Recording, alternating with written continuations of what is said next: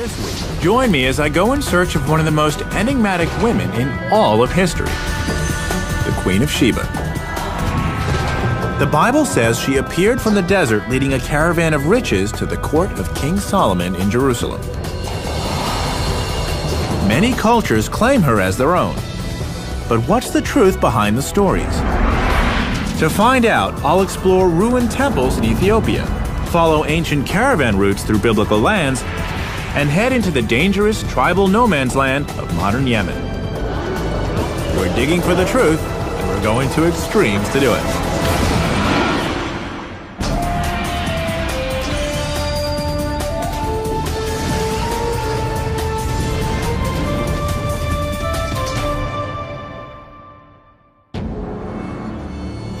Exotic romance surrounds the legend of the Queen of Sheba. In folktales and scripture, she's described as beautiful and captivating, sophisticated and powerful, and very, very wealthy. Hi, I'm Josh Bernstein. My quest is to determine if the Queen of Sheba really existed, and if so, where she came from. My first stop is the Catholic University of America in Washington, D.C. The library here has one of the greatest collections of religious texts in the United States. Most of what's known about the Queen of Sheba comes from just a few short passages in the Bible, and I'm hoping that one of the scholars here can help me flesh out her story. According to 1 Kings, the queen journeyed to Jerusalem at the head of a long caravan of gold, precious stones, and spices, which she presented as gifts to King Solomon. But what the Bible doesn't say is where the land of Sheba actually was. Dr. Doug Gropp is an expert in Middle Eastern texts, and I've asked him to help me decipher other passages that may offer some interesting clues. We begin with Jeremiah chapter 6, verse 20. The Lord says, Lama zeli levona mishva tavo. What is frankincense to me, which comes from Sheba? Doug tells me that the spice the queen brought to King Solomon was frankincense, an aromatic resin that was one of the most prized goods of the ancient world, more precious than even silver or gold. What makes this clue so useful is that frankincense comes from a very limited geographic area. This means I should be able to trace the trade routes back to the Queen's homeland fairly easily, or so I hope. In the ancient world, it came from South Arabian area and on the other side of the Red Sea and Horn of Africa. And that's it? That's pretty much it. So Sheba could be that region? Right. Somewhere, okay. Somewhere in that region. Is there any place else in the Bible where we can learn about Sheba? Well, there's a few other places that mention Sheba, but there's also a related term, a term that most scholars think is related that has just a different S sound, Seba. Doug explains that Sheba sometimes appears with a slightly different spelling and pronunciation. He shows me a passage from the Old Testament book of Isaiah that speaks of a land called Seba, and more importantly gives a pretty precise clue about where it may have been. Okay, so Seba is a region either south of Sudan or in that area, the Horn of Africa area, right. Which again is the Ethiopia area. Right. And we have one more Another passage from Isaiah describes the people I'm looking for, and even gives them a name. And the Sabaeans, who are described as Anshe Midah, men of stature, tall men, tall people. Ethiopians are pretty tall. Yeah, they are. I have a picture here of Solomon and Sheba's meeting. Doug tells me that the Ethiopian story of the Queen of Sheba is one of the most elaborate, and that it plays an important role in the country's history. So Ethiopia definitely has a very historical and even tangible connection with the Queen of Sheba. Yeah, it's absolutely central to their whole national consciousness. So the Queen of Sheba may have been from Ethiopia, or she may have been from South Arabia. But based on what I just heard, it sounds like Ethiopia has a slight advantage. So it looks like I'm going to Africa. I hop an Ethiopian Airlines flight across the Atlantic to the Horn of Africa.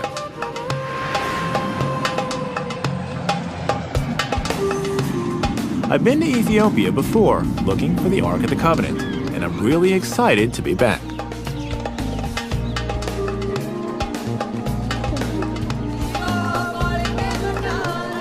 I start my search for evidence of the queen in the northern highlands of the country, in a sleepy village with a very promising local nickname. This is the town of Lalibela.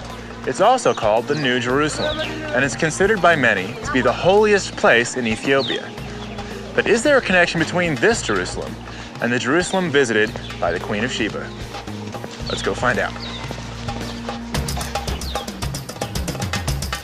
At first glance, the town doesn't bear much resemblance to Solomon's capital. But there's an elaborate complex of churches here that give the place its holy status and famous nickname. To help me learn the lay of the land, I'm meeting up with Asnake Hubete of Addis Ababa University. Okay, so I've heard that this place is called the New Jerusalem. Yes, you see, in Ethiopian tradition, it is said to have been that King Lalibela, in order to minimize the journey of Ethiopians to Jerusalem, he was said to have Asnake explains that Lalibela is a pilgrimage site modeled on Holy Jerusalem, the same city where King Solomon first impressed the Queen of Sheba with his wisdom. Could this place be part of that legacy? As we come upon the first of the churches, it becomes clear just how inspired Lalibela was. The site is made up of 11 churches, all carved seamlessly from the mountain bedrock, complete with windows and doors. Over the centuries, hundreds of thousands of souls have come to pray here. Even now, it's a thriving center of faith. Everywhere we go, we pass monks and nuns who are immersed in prayer, oblivious to our presence. As we pass through one of the dozens of tunnels and passageways on our way to the most sacred of the churches, Asnake fills in the details of the Ethiopian version of the Queen of Sheba legend. Ethiopians believe that from northern Ethiopia, Queen of Sheba, she went to Jerusalem to visit King Solomon. The story that Asnake tells me begins the same way as the biblical tale I heard in Washington. The queen, at the head of a caravan of jewels and incense, journeys to Jerusalem to pay her respects to Solomon. Once in Jerusalem, though, the Ethiopian version takes a very different turn. King Solomon wanted to sleep with her because of her beauty and her fame, but she refused. According to the legend, the queen resisted Solomon's efforts to seduce her. He promised to leave her be, so long as she agreed not to take anything belonging to him. He then set a trap. Solomon served the queen a lavish feast of spicy, salty food, but offered her no water to drink. Forbidden from asking him for anything, she went to bed with her thirst unquenched. Solomon's trap was set. In the dead of night, the queen awoke, desperately thirsty. She searched the palace for water, but the only pitcher had been placed next to the king's bed.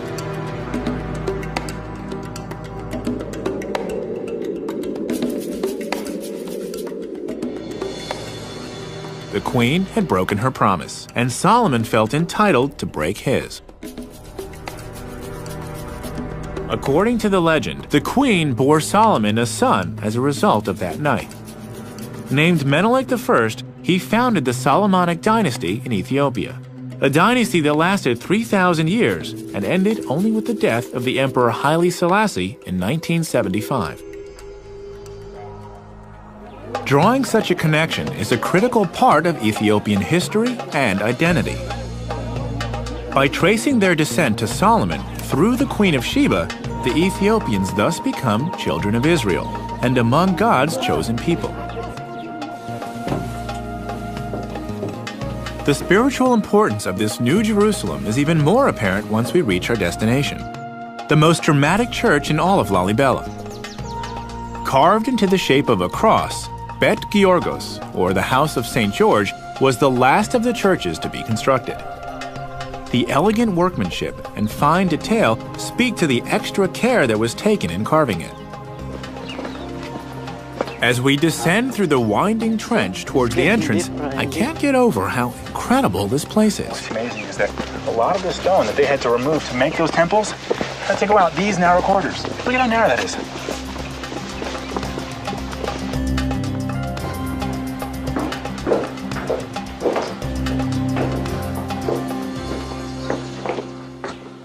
Once we're inside, it's clear that other visitors here have been even more affected by the magic of this place.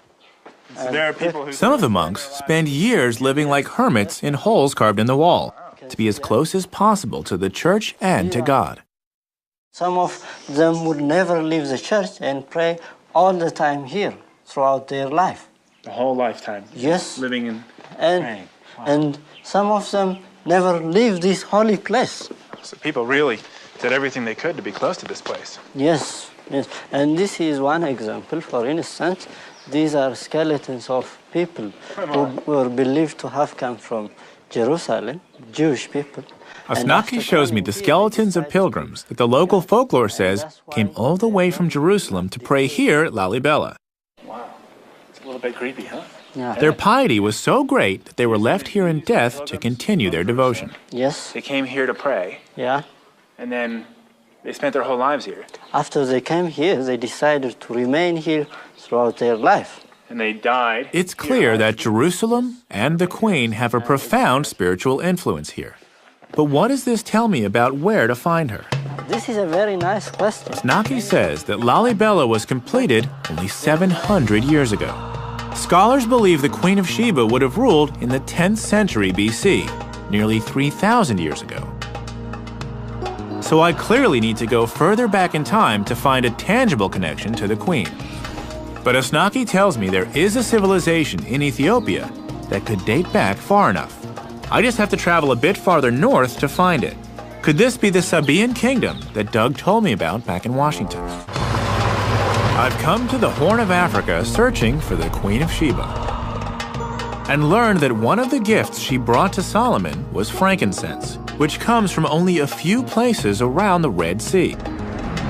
In Ethiopia, I visited a place called the New Jerusalem, where I learned how important the Queen is to Ethiopian national identity. Now I'm following a lead that's brought me into Tigray province, the heart of frankincense country. I've hooked up with my old friend Misgana Gananu to learn more about this precious commodity.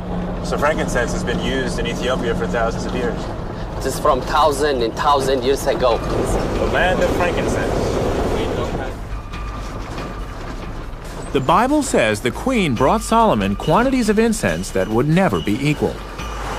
Learning the history of frankincense in Ethiopia could shed light on whether the Queen might have started her journey here.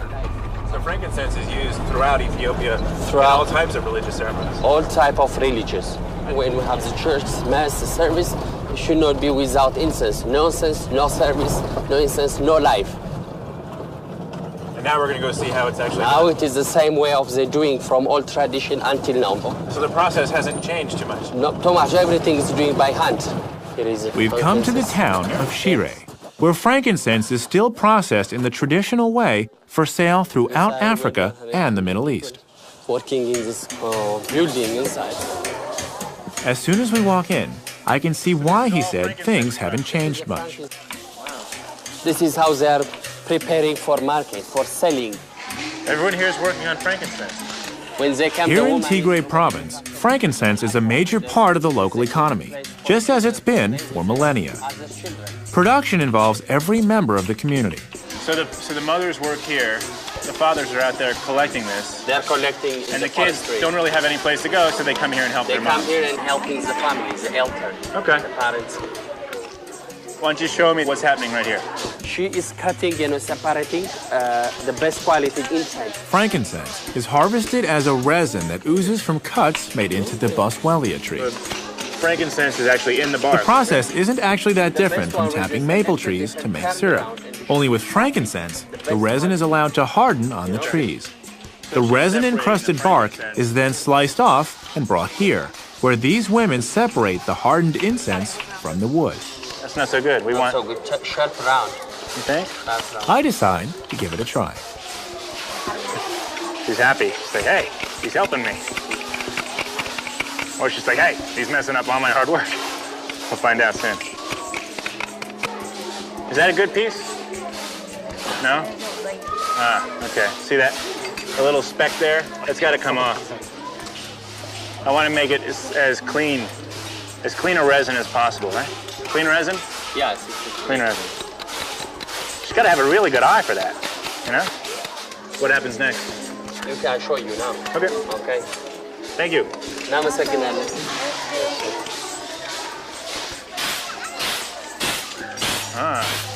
So this is the second phase. This is the second phase because choppy,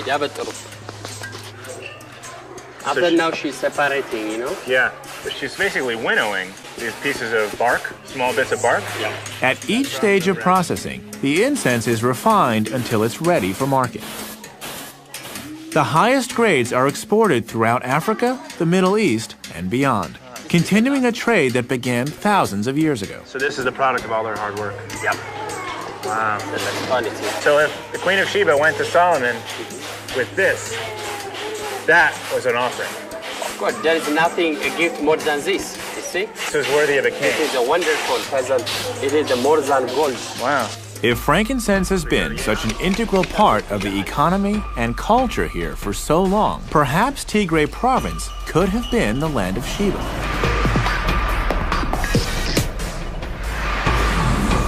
We head on to the tiny village of Yeha, just a couple of hours away, to check out a temple.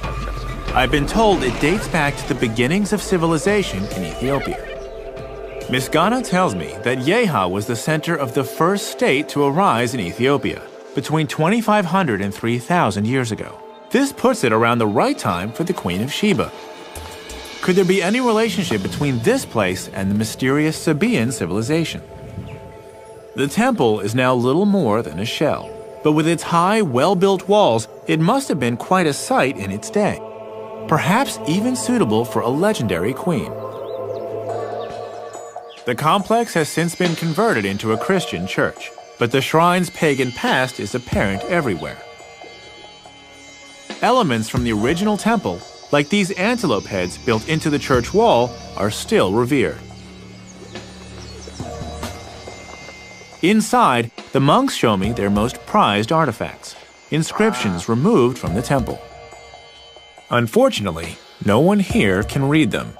In fact, the language they're written in doesn't even come from Ethiopia. What the monks can tell me, though, is that the language they're written in is Sabaean, and that it comes from South Arabia. This is exciting information. Doug Gropp told me that the queen might have come from either the Horn of Africa or South Arabia.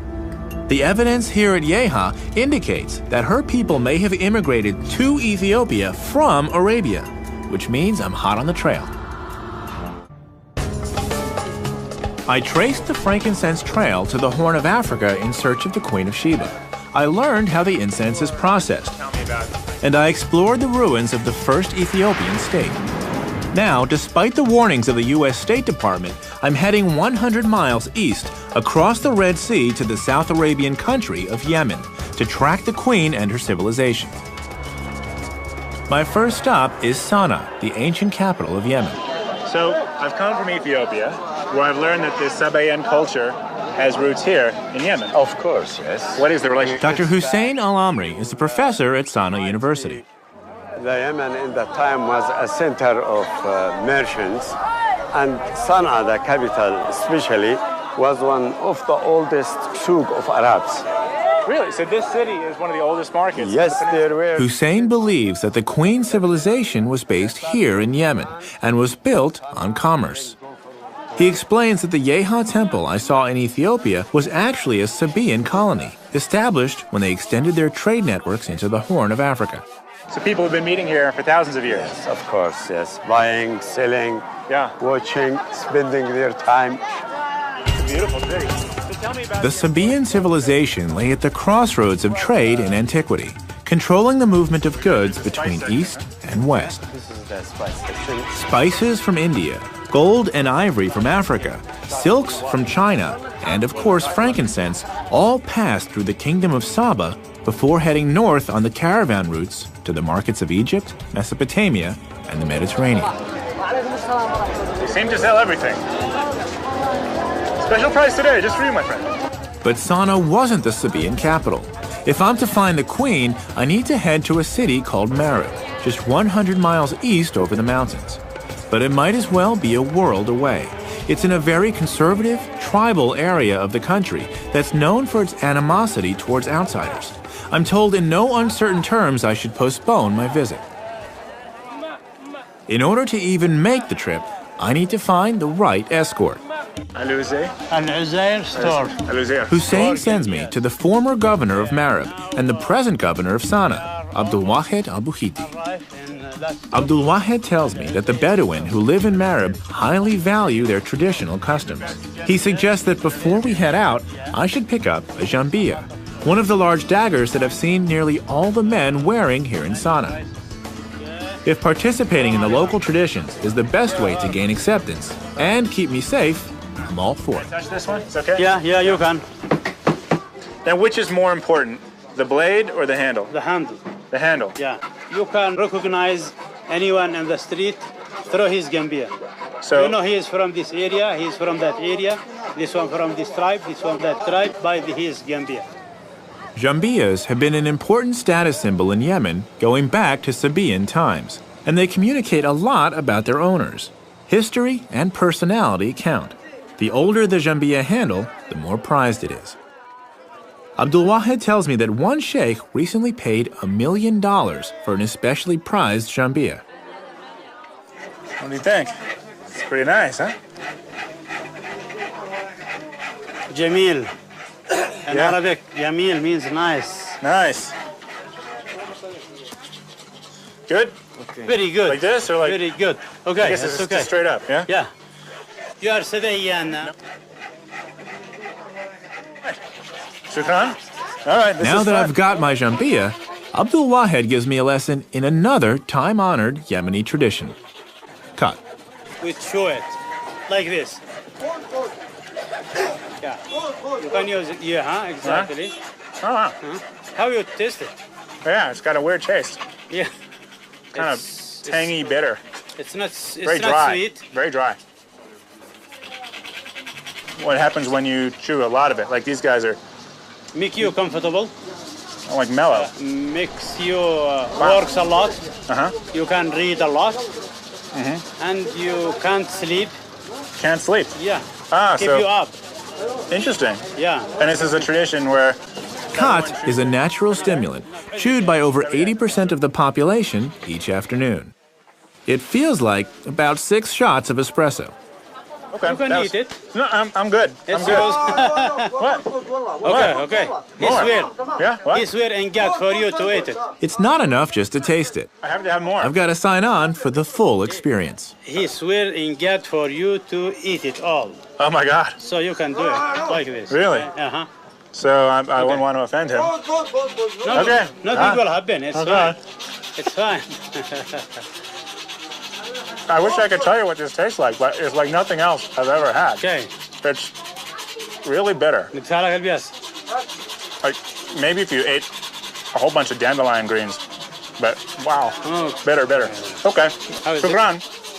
I'm gonna wait until I get some sort of effect, and I'll just float away. Okay, now we can pay him. Now that I've had my crash course in Yemeni culture, I'm ready to head into the tribal desert. So I'll settle up with this man here. Okay. I don't know if it's my excitement or the lingering effects of the Khat, but the next morning, as the call to prayer signals dawn, I can't wait to hit the road. Good morning. It's a beautiful day. I've got my jambiya, and now I've got to meet Abdul Wahed. We're going to Marib. Shukran. Yalla.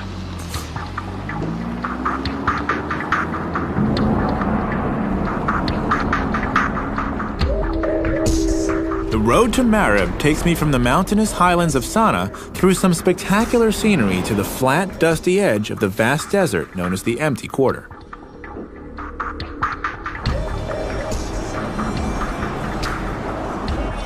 I'm going to meet Abdul Wahed along the route. He's traveled ahead to guarantee my safety in this lawless zone. Over the years, this road has developed a well-earned reputation for highway robbery. Good morning. Some of the tribes have been known to kidnap travelers and hold them for ransom. It's been good. Traveling with Abdul Wahed should make things go smoothly, but even he takes precautions.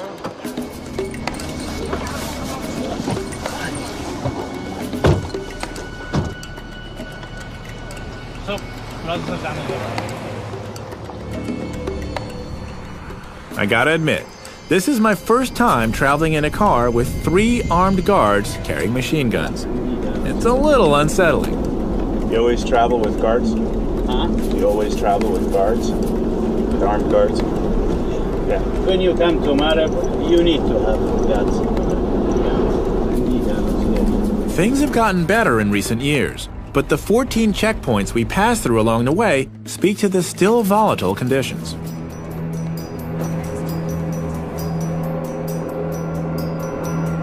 "100 miles later, we arrive safely at the outskirts of the city. Old city, old Marib.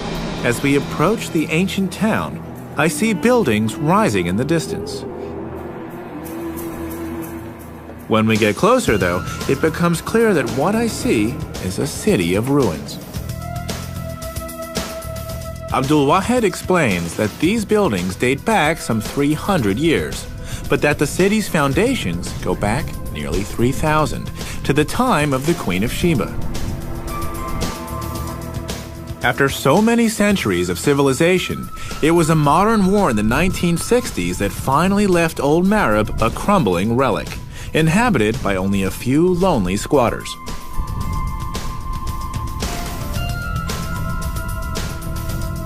As we move on, I can only hope that the rest of Marib's ancient past hasn't met a similar fate, and that something of the Queen can still be found. I've traveled from the Horn of Africa to the deserts of Arabia in search of the Queen of Sheba. In the old city of Sana'a, I was welcomed by the local governor, Abdul Wahed al-Buhiti, who's escorting me through the lawless tribal deserts of Yemen. The Bedouin are famous for their hospitality, but hostility can also arise at a moment's notice, which we soon found out. After we left the ancient city of Marib, heavily armed tribesmen surrounded our camp in the middle of the night.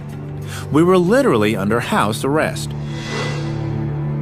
In a place where foreigners are routinely kidnapped, the stakes were very high. Thankfully, Abdul Wahed has taken pains to help me navigate the terrain. Drawing on his contacts from his days as governor here, Abdul Wahed has called a meeting of the local tribal sheikhs so that I can pay my respects and prove my intentions. I make sure to do all the right things. I'm dressed appropriately with my new jambia and a traditional tribal skirt called a futa, and I pay close attention to all the local customs. Now, notice custom says we eat with our right hand only, yeah? Mm-hmm. Okay. Yeah. And then the rice, you just kind of grab the rice? Okay. Abdul Wahed explains my quest to the sheikhs, and the famous Bedouin hospitality quickly takes the place of the hostility, at least for now. Cool. So this type of gathering hasn't changed much over the thousands of years, right? Not a lot. No. This water in the bottles. Yeah. Chunks. Okay. It's new. And some of the foods, maybe. The rice is new. Cell phones. Cell phones. Cell phones are new. Yeah, it's new. Okay. After dinner, we sit around the fire to share stories about the Queen of Sheba that have been handed down through generations here in Marib. It's okay. Very nice, he said. Yemeni. Yemeni, yes. Yemeni. My new jambia goes over well. In Ethiopia, the legends I heard about the Queen of Sheba were very detailed and played a big part in defining Ethiopian national identity. Now that I'm here in Yemen, I want to hear the Yemenis tell her story and find out about the place she occupies in their history and culture. They believe she came from the far desert, and she is for sure from Marib. They feel honored because Queen of Sheba from their land, from their hometown. I hear tales of a beautiful young woman named Bilqis, who appeared from the dunes to assume the throne of the kingdom of Saba. To the sheikhs, there's no doubt that this kingdom here in Marib and the biblical land of Sheba are one and the same.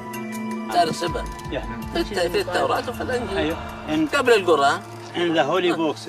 Yes, and in the Quran. The Quran also tells vivid stories about the kingdom that Bilqis ruled, and what's more, where to find its remains. It was a heaven. Sheba have 2 heavens. The sheikhs explain that the land of Saba is described in the Quran as land of the 2 paradises. The name comes from 2 oases created by a massive dam the Sabaeans built here in Marib, a dam whose ruins, they tell me, can still be seen nearby. It sounds like I need to go to see this dam and to explore Marib further. Do I have the permission of the sheikhs to do so?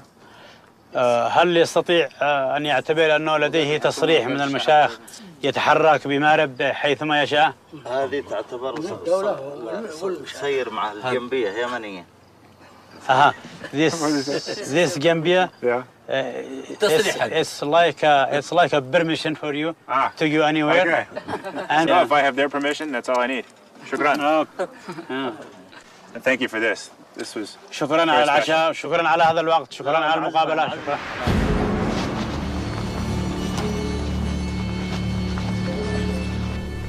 My evening with the sheikhs went over very well. Not only did I gain their permission to explore their land, but the stories they told me about the Queen of Sheba have inspired me. Now, my goal is to search for archaeological evidence to support their stories. I've arranged to meet archaeologist Zaydoun Zaid at the Marib Dam to tell me more. So this is one of the towers of the Dam of Marib. Yeah, this is the north tower, that's right. Where's the other one? The south tower, just ahead of your eyes, that part, you see it? There, the south one. There. Wow. So there was a wall going The between this dam's tower. wall stretched from where we're standing all the way to the south tower, over 2,000 feet away. That made it about twice as wide as the Hoover Dam. The water it controlled was used to irrigate the valley below, supporting an estimated 35 to 50,000 people. This really must have been a lush green valley. Well, as you can see now, it's still green. And you can imagine at that time, it was much more. Yeah. The water which was coming out of here was supporting at the 2 sides of it something like paradise. 2 at 2 sides of them, one at the right, one at the left. I've heard about this. So this is the left paradise and the right paradise. Exactly. That's it. The dam worked by collecting runoff from the mountains and then channeling the water into sluice gates on either side of the 2 towers. The gates, in turn, led to canals that branched into the valley below, creating the oases that gave Saba the name Land of the 2 Paradises. As Zaydoun and I make our way to the South Tower, I ask him what led to the collapse of this incredible structure and the civilization that built it. There's 2 theories about it. One which will say that the dam was destroyed by a strong earthquake. Zaydoun says that an earthquake may have toppled the dam, or an unusually heavy rainy season could have damaged it beyond repair. Of course, to the other factor. In either case, the march of history also played a part. From land to sea. A shift in trade routes away from their territory had already dramatically weakened the kingdom, and they were unable to recover from the loss of the dam.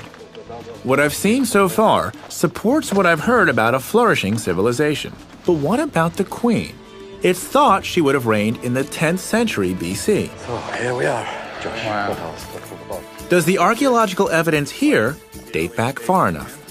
Well, the construction of the dam went through different phases, and what we are looking, in fact, at the latest of it. Well, inscriptions on the tower are written in the same Sabaean script I first saw in Ethiopia. Though they date this phase of the dam to the 7th century BC, after the time of the queen, Zaydoun tells me that this is only the latest construction. Its origins go back far earlier. The Sabaeans continually updated and improved their dam over centuries. The Sabaean civilization managed to block this canyon in 1500 BC. So they finished building the dam at that point. But the history of damming using water goes back up to 3200 BC. If this is true, the Sabaean civilization in Marib would have existed at the time the queen made her journey to Jerusalem. In fact, it would have been thriving. All that remains is to find her, and Zaydoun has an answer for that, too. So it would make sense that somewhere in this region is a palace, and perhaps a queen. A queen with a temple. Is that true? Is there someplace around here where that exists? Yeah, exactly. The temple of the Queen of Sheba. Right here? Right here. My search for the Queen of Sheba has taken me across the world and thousands of years back in time. In a religious archive, I heard the stories of her journey to Jerusalem to visit King Solomon. In Ethiopia, I learned that frankincense could have provided her with the wealth she was famous for. Here in Yemen, I've discovered that she and her civilization appear in the Quran and in the oral traditions of the local people. I've now come to the possible seat of her civilization, a sand-swept temple that bears her name, Mahram Bilqis, the sanctuary of the Queen of Sheba. To learn what it reveals of the Queen, I'm meeting up with another extraordinary woman. Marilyn Phillips Hodgson of the American Foundation for the Study of Man has been excavating here for nearly a decade. It's a pleasure to be here. Before we explore the temple, Marilyn and I must pay our respects to the sheikh who watches over the site. Sheikh Marzouk and his sons keep a close eye on the Mahram Bilqis, the centerpiece of their heritage, and they want to be sure of my intentions. I'm grateful that the sheikh is welcoming me because he's packing a lot of heat. My explorations here in Marib have attracted some attention, and while I have the blessing of the tribes to be here, I still have to tread carefully. After some friendly diplomacy, we're given the go-ahead to explore the temple grounds. So this wall, this was the first thing discovered here? Well, sure, because everything else was covered by sand. Marilyn tells me that the entire complex encompasses 37 acres, making it the largest ancient temple in the entire Arabian Peninsula. But only a small percentage of it has actually been excavated. Working here is a never-ending battle against the blowing sands, which rebury much of the site between digging seasons. I ask Marilyn how she came to work in such a forbidding place. I came here because I wanted to fulfill my brother's unfinished dreams, but now it's my passion. The Mahram Bilqis was first excavated by Marilyn's brother, Wendell Phillips, in the early 1950s. When he began, the site was almost entirely covered in sand. And though his dig lasted only one season, he uncovered a wealth of artifacts. So your brother brings his archaeological team here. They start excavating. What happened? They found many, many exciting, wonderful treasures. One of the greatest is, I happen to have a picture here to show you. Oh, yeah. It's every Yemeni has a picture of it because it's on the 50 rial note.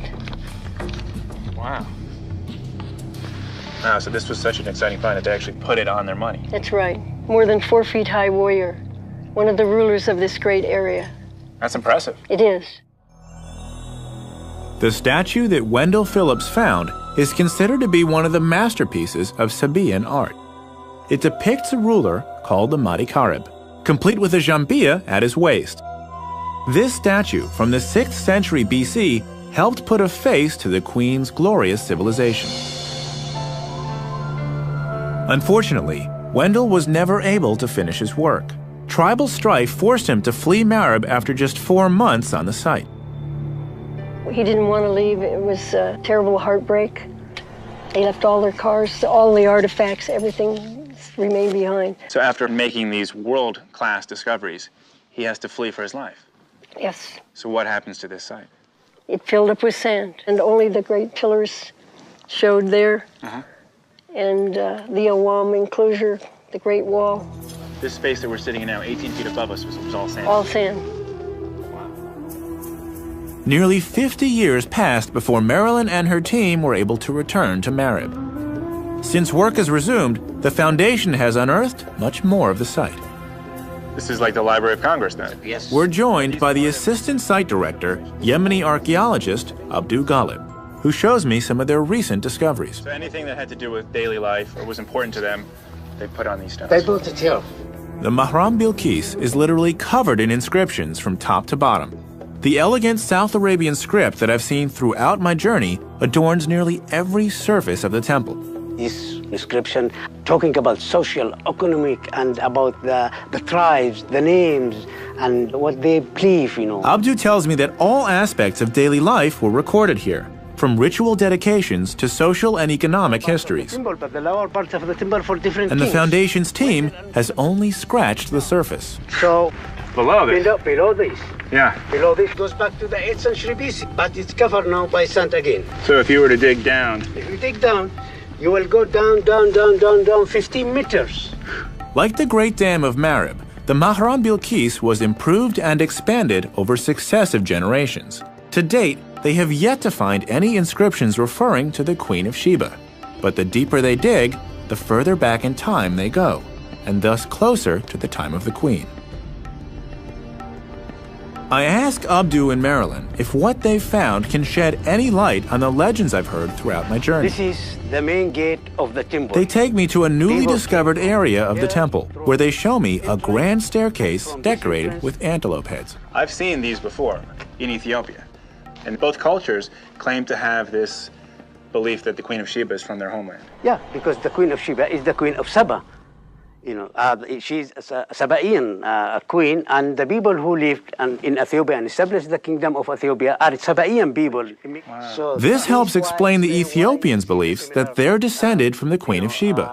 In a way, they are, or at least from her civilization. Why you see the similar decoration and language, writing. Yeah, and writing. So that this was the center. I mean, actually, we're standing at the center of the Sabaean civilization. Yes. And if the Queen of Sheba, which sounds like it, if the Queen of Sheba lived here, then her influence would have spread throughout her domain, and that, you said, went into Ethiopia. Exactly. And that's why they believe that she was their queen as well. Yeah, that's right. It is, you know. Marilyn and Abdu have one last thing they want me to see. At the top of the staircase, they bring me to a wall covered in sand and invite me to help them dig. Okay. Abdu explains that they rebury this treasured artifact after each season to protect it from the elements. Look at that. Yeah. That's a face. As we clear away the sand, I can see why they take so much care. Who found this? Me and Marilyn when we were digging here in 2001. That must have been pretty exciting. Yeah, it was. It was very exciting. Look at that. So. Every time you see it, what do you think? It became more beautiful. More beautiful. Yes. You know. This is my favorite discovery. Even though it's not as early as the time of the Queen of Sheba, I'm sure that when we do see the statue of the Queen of Sheba, she will be something like this. It's clear that the Mahram Bilqis is an incredible archaeological site. Every season of digging reveals more about the remarkable Sabaean civilization and brings Marilyn and Abdu closer to finding the real Queen of Sheba. She speaks to you. She says, keep digging. Yeah, we'll keep digging. And to think that just by digging another 10 meters, you could come face to face with the most famous queen in the world. Yeah, somewhere we are going to find the Queen of Sheba. So you don't believe it's a question of if, but just a question of when? It's a question of time and a question of work. So we're going to find her here. My mission to uncover the real story of the Queen of Sheba has been a success. I haven't found her yet, but I have found her civilization and learned firsthand how she became so important to cultures in both South Arabia and the Horn of Africa. Perhaps Marilyn and Abdu will find her here, and perhaps very soon. What is certain is that the story of this legendary queen will continue to captivate.